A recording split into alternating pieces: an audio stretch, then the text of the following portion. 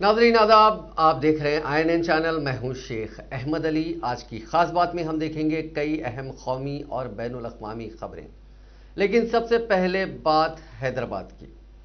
मीनारों और मोतियों के तारीखी शहर हैदराबाद को ग्लोबल सिटी में तब्दील करने के रियासती हुकूमत के दावों के दरमियान रिहाइश के लिए मौजूद शहरों की फहरिस्त में हैदराबाद को जो मकाम हासिल हुआ है वो मायूस कुन है, क्योंकि शहर का मकाम काफ़ी नीचे आ गया है। साल 2014 में इस फहरिस्त में हैदराबाद चौथे मकाम पर था, जो साल 2020 में 24वें मकाम पर आ गया। इससे अंदाज़ा होता है कि गुज़िश्ता 6 साल के दौरान इस फहरिस्त में शहर आगे बढ़ने के बजाय नीचे आ गया।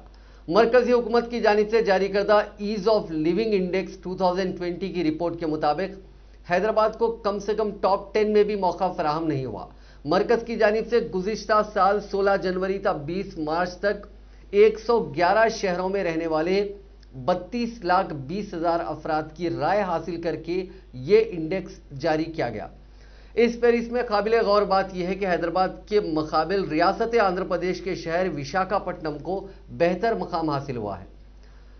55.4 ओवरऑल स्कोर के साथ जहां हैदराबाद को 24वां मकाम हासिल हुआ, वहीं 57.28 स्कोर के साथ विशाखापट्टनम को 15वां मकाम हासिल हुआ। साल 2014 में मरकज की जानिब से जारी करदा रिपोर्ट के मुताबिक हैदराबाद को चौथा मकाम हासिल हुआ था। जनूबी हिंद की रियासतों में हैदराबाद को नुमाया मकाम हासिल नहीं हो सका।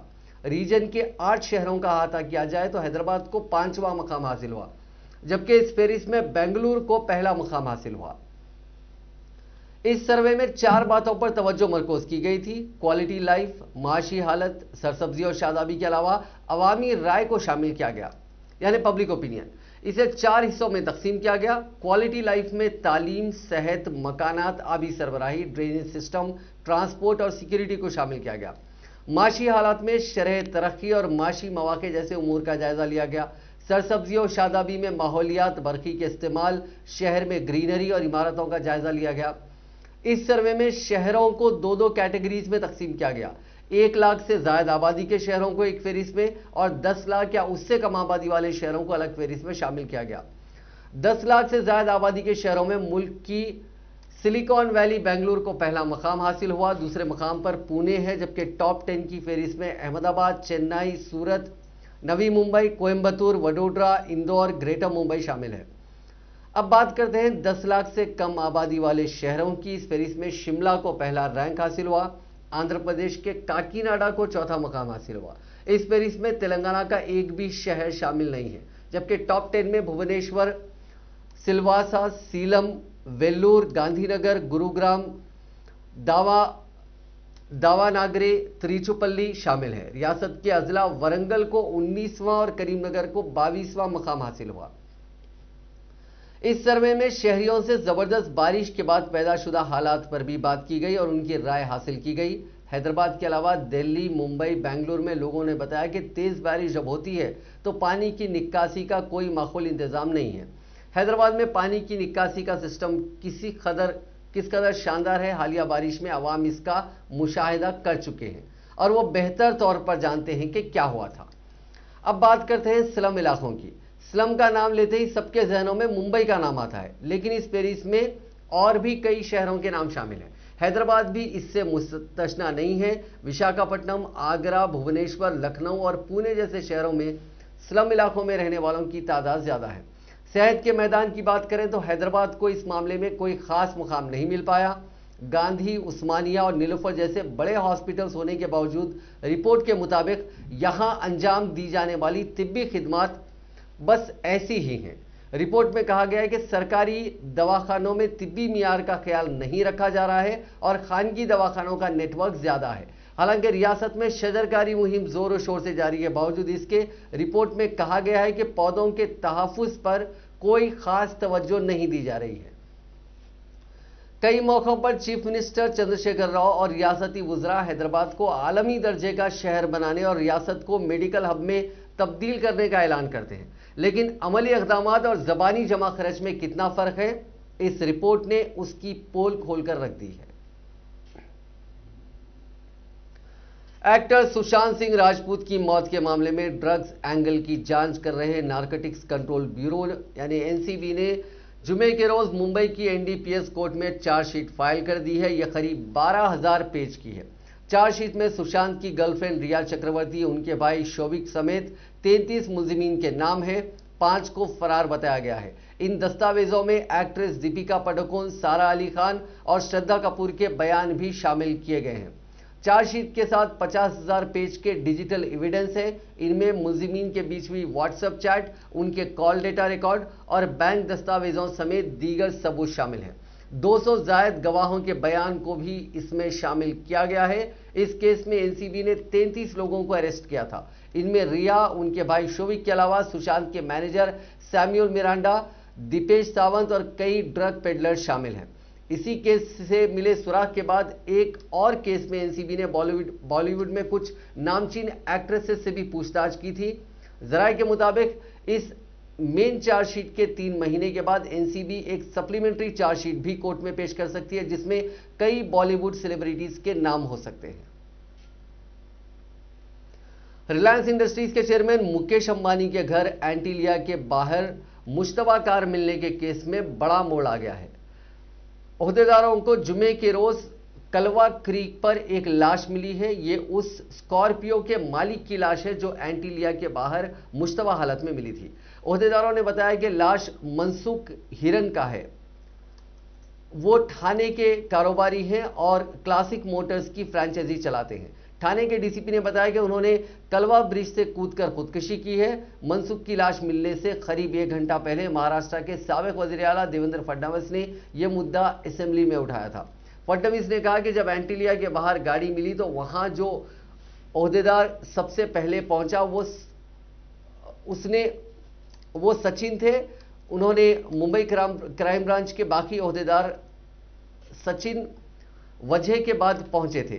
गाड़ी के मालिक के नंबर की जब सीडीआर निकाली गई तो पिछले साल 5 जून और 15 जुलाई को सचिन वजह से बातचीत की बात सामने आई। ये दोनों एक दूसरे के राब्ते में थे। अब गाड़ी मालिक कह रहा है कि गाड़ी चोरी हो गई थी और सचिन वजह का पहला वहां पहुंचना इत्तेफाक भी हो सकता है, लेकिन सवाल खड़े करता है।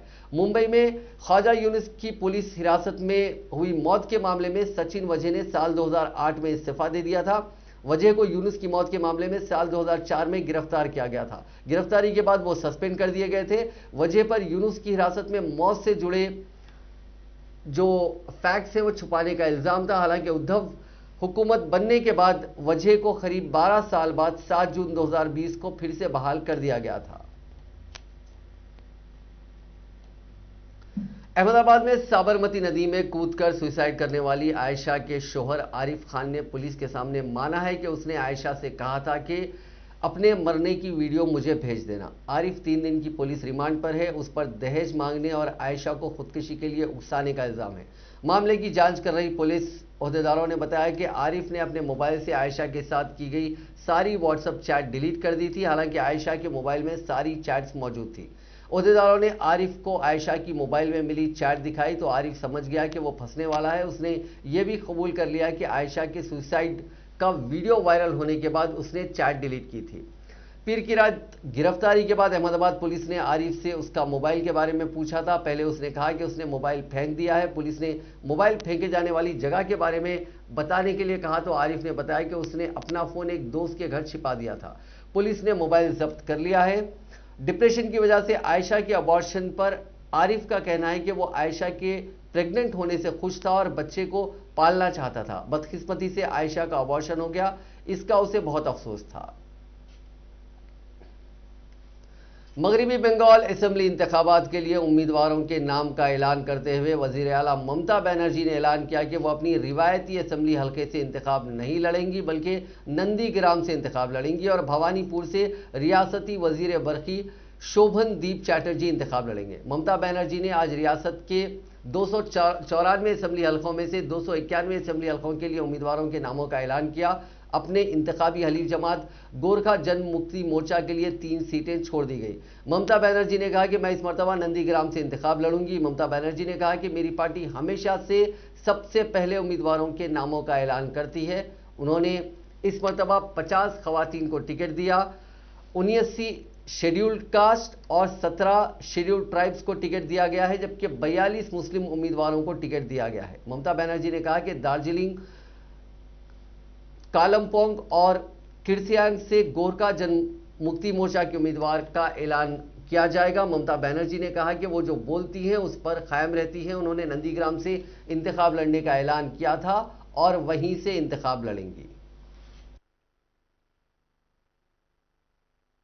আমাদের সাথে ধরে নিতে পারবেন এবং তারাও কিন্তু অন্যান্য জায়গায় আমাদের সমর্থন করছেন।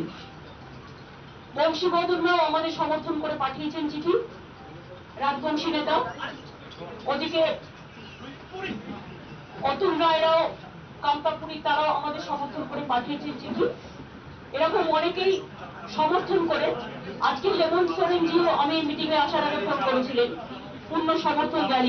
Mamata Banerjee is saying that we are announcing all the seats, 291 out of the 294 seats. In fact, she goes on to say that 3 of these seats in Darjeeling, we are not going to be contesting.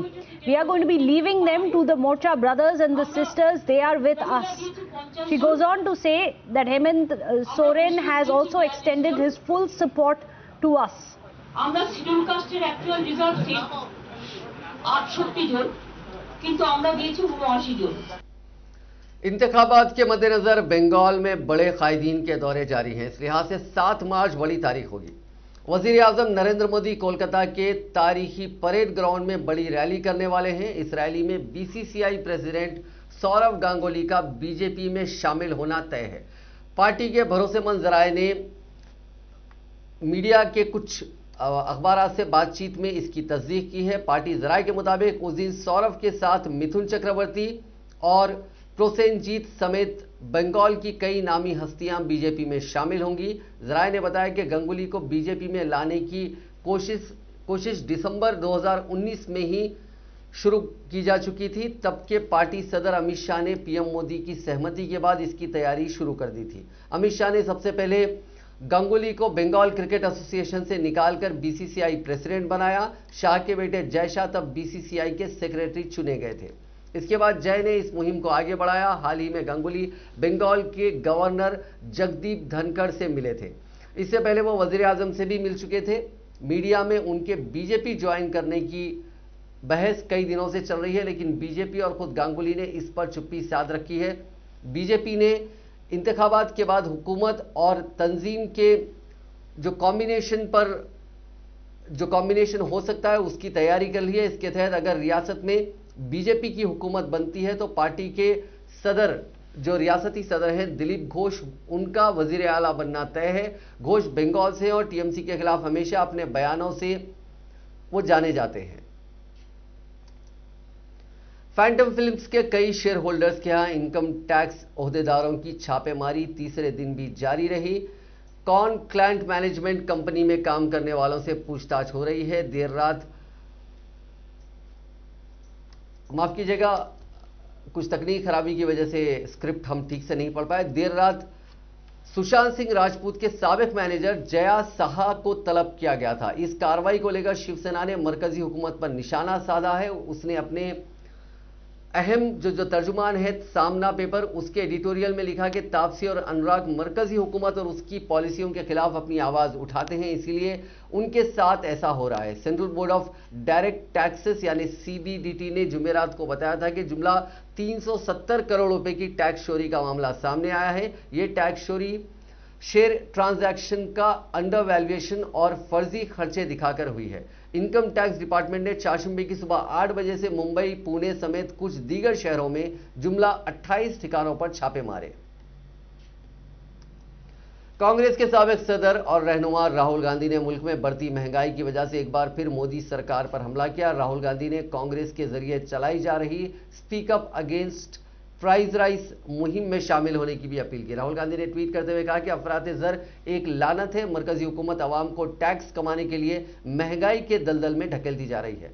Rahul Gandhi ने मजीद कहा कि मुल्क की तबाही के खिलाफ आवाज़ उठाएं। उन्होंने भी अपने ट्वीट में एक वीडियो भी शेयर किया जिसमें यह कहा गया कि जब से बीजेपी हुकूमत इख्तिदार में आई है, महंगाई मुसलसिल लोगों की कमर तोड़ रही है। अशियाए खुर्द-ओ-नोश की कीमतों में मुसलसिल इजाफा हो रहा है। पेट्रोल, डीजल और एलपीजी की कीमतों में मुसलसिल इजाफा हो रहा है। इस वीडियो में मजीद कहा गया है कि मोदी हुकूमत महंगाई पर काबू पाने में नाकाम हो चुकी है, अवाम महंगाई से दो चार है।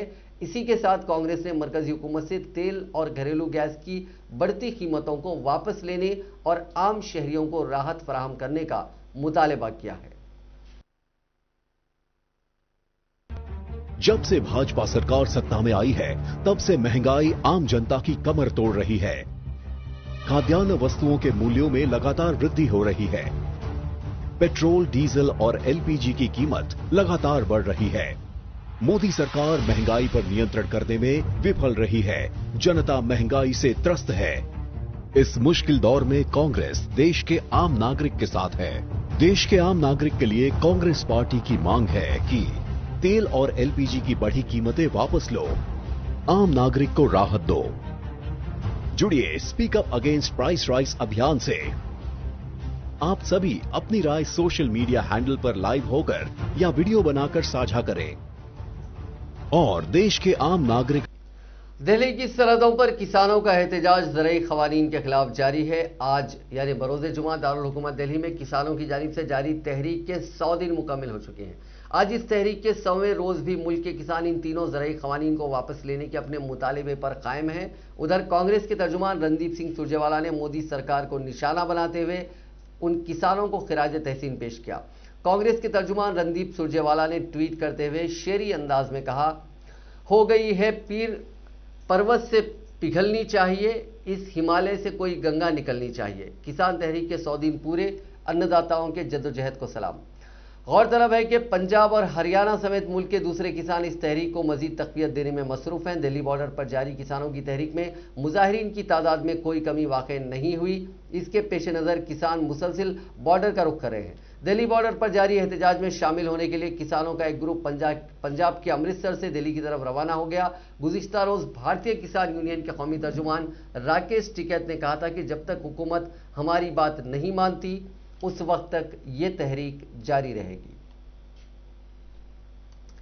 टीम इंडिया ने इंग्लैंड के खिलाफ चौथे और आखिरी टेस्ट में 89 रन की बढ़त बना ली है। अहमदाबाद के नरेंद्र मोदी स्टेडियम में खेले जा रहे टेस्ट में दूसरे दिन इंडिया का स्कोर 7 विकेट पर 294 रन रहा। विकेटकीपर बल्लेबाज ऋषभ पंत ने 17 पारी के बाद करियर की तीसरी सेंचुरी लगाई। उन्होंने 118 बॉल पर 101 रन की पारी खेली। फिलहाल वाशिंगटन सुंदर 60 रन और अक्षर पटेल 11 रन पर नॉट आउट है। वहीं इंग्लिश टीम ने पहली पारी में 205 रन बनाए थे। वाशिंगटन ने करियर की तीसरी टेस्ट 50 लगाई। पंत की 118 बॉल पर 100 रन की पारी पंत ने खेली। ये उनके करियर का तीसरा टेस्ट शतक रहा। एंडरसन की बॉल पर पंत का कैच जो रूट ने लिया। विकेटकीपर बल्लेबाज पंत ने 17 पारियों के बाद से ये सेंचुरी लगाई है। इससे पहले उन्होंने जनवरी 2019 में ऑस्ट्रेलिया के खिलाफ सिडनी में 159 रन की पारी खेली थी। इन दो शतकों के बीच दो बार 90 यानी एक बार 97 और एक 91 के स्कोर पर वो आउट हुए थे। एक बार वो 89 रन बनाकर नॉट आउट रहे थे। इसी सीरीज के पहले मैच की पहली पारी में 91 रन पर वो आउट हुए थे। वहीं इंडियन कैप्टन विराट कोहली ने इंग्लैंड के खिलाफ चल रहे आखिरी टेस्ट में 0 पर आउट हुए। ये उनके टेस्ट करियर में दूसरी बार है जब एक सीरीज में 2 बार वो 0 पर आउट हो गए।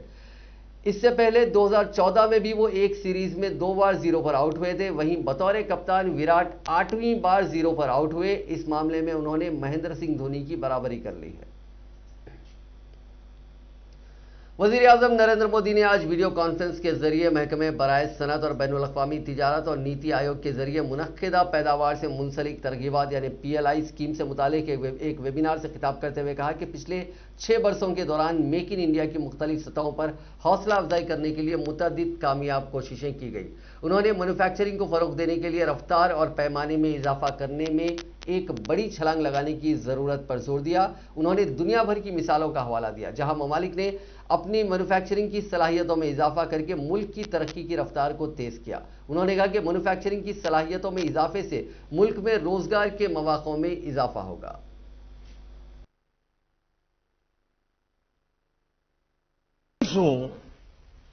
कि भारत के लिए सिर्फ एक मौका नहीं है, भारत के लिए, दुनिया के लिए एक जिम्मेवारी है।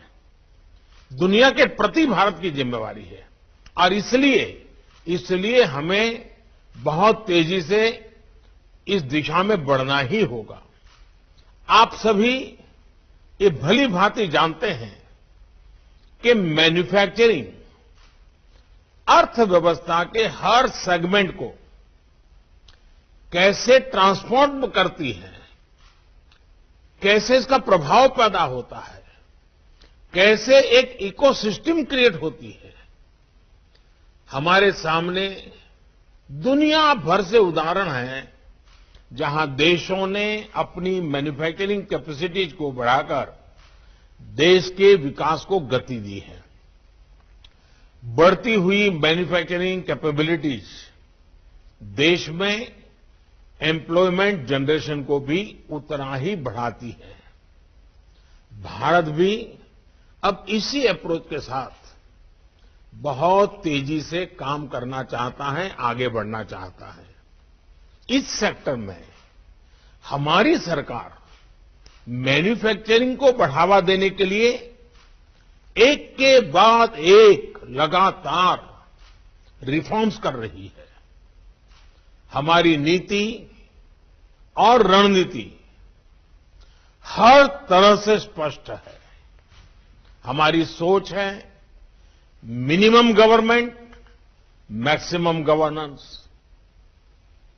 हमारी अपेक्षा है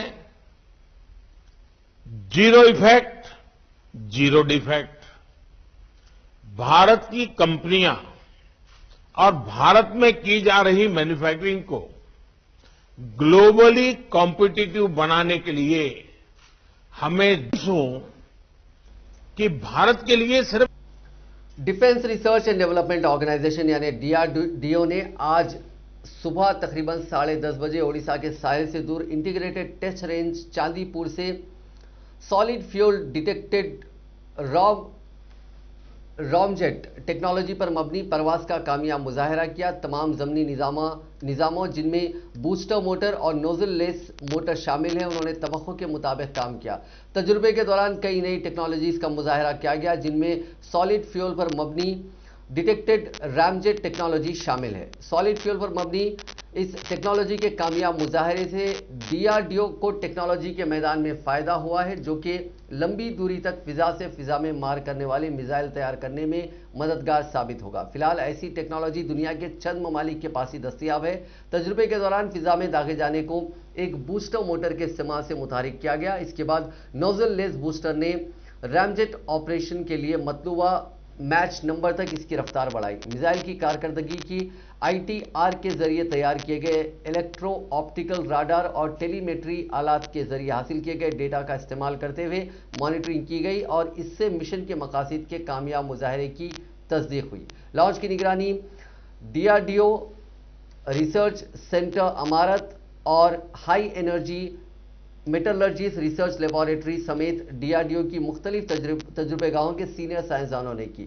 वजीर दिफा राजनाथ सिंह ने एसएफडीआर की परवास की कामयाब तजुर्बे पर भारतीय फिजाइया सनत और डीआरडीओ के साइंसदानों को मुबारकबाद पेश की।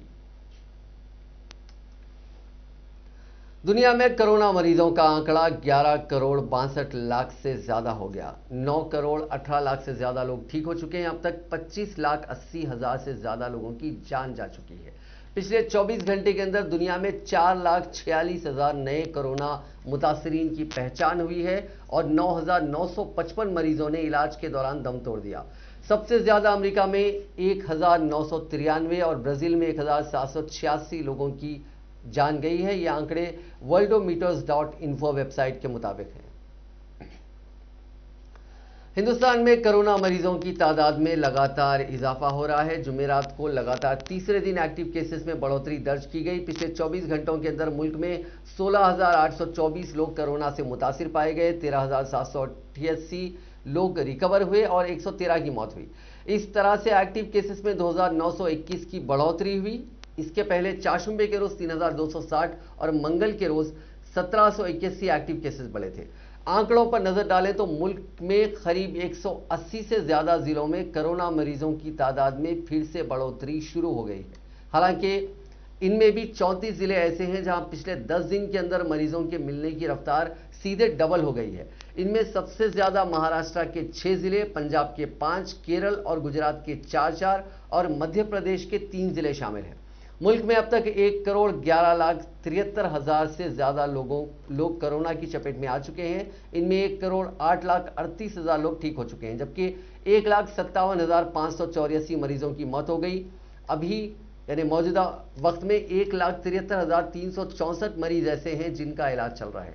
मरकजी वजारत सेहत ने बताया कि वैक्सीनेशन के 48वें दिन यानी जुमेरात तक मुल्क में 1,77,11,000 से ज्यादा लोगों को वैक्सीन लगाई जा चुकी है।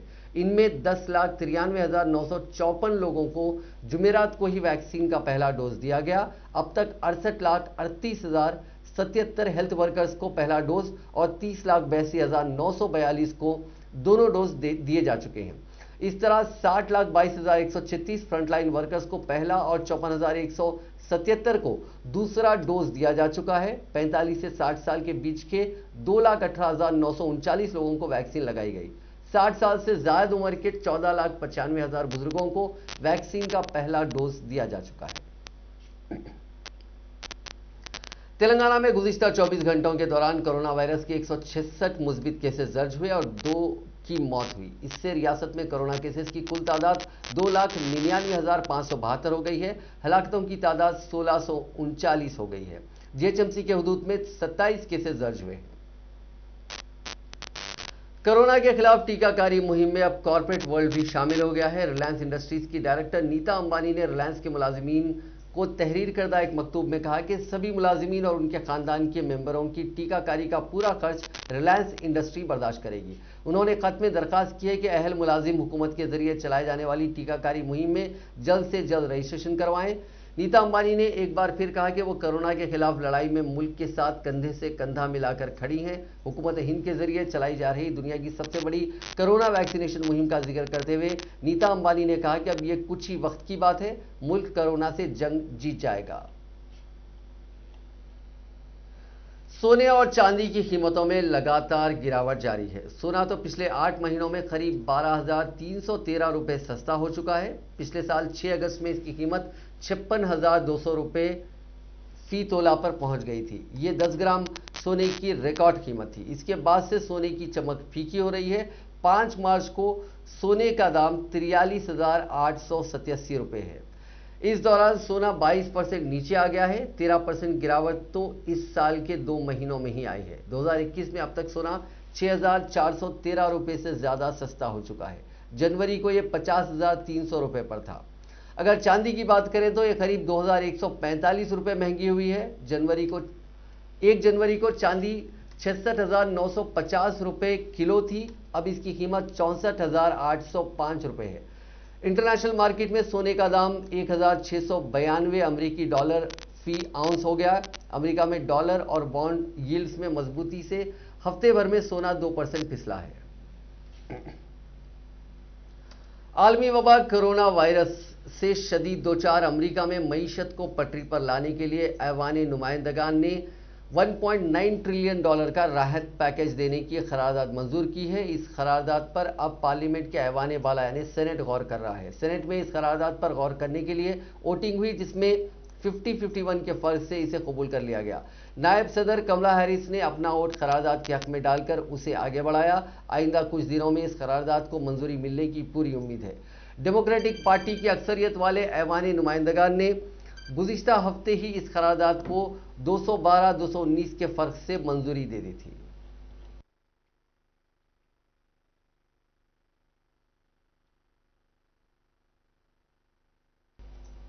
म्यांमार में फौजी अफसरान ने 6 सहाफियों पर तख्ता पलट मुखालिफ मुजाहिरों की कवरेज करने का इल्जाम आयद किया है। इंटरनेशनल फेडरेशन ऑफ जर्नलिस्ट ने हिरासत में लिए गए तमाम सहाफियों को रिहा करने की अपील की है और मीडिया की आज़ादी का एहतराम करने के लिए उनकी जिम्मेदारियों की याद दहानी करवाई है। रवां हफ्ते 6 सहाफियों को मुबैना तौर पर खौफजदा करने, झूठी खबर फैलाने या सरकारी एहलकारों को बिलवास्ता या बिलावास्ता तौर पर तहरीक के लिए मुश्तल करने के इल्ज़ाम आयद किया गया। इन सभी सहाफियों को 27 और 28 फरवरी को एहतजाजी मुजाहरे में गिरफ्तार किया गया था। अफसरान ने पहले 10 सहाफियों को हिरासत में लिया था।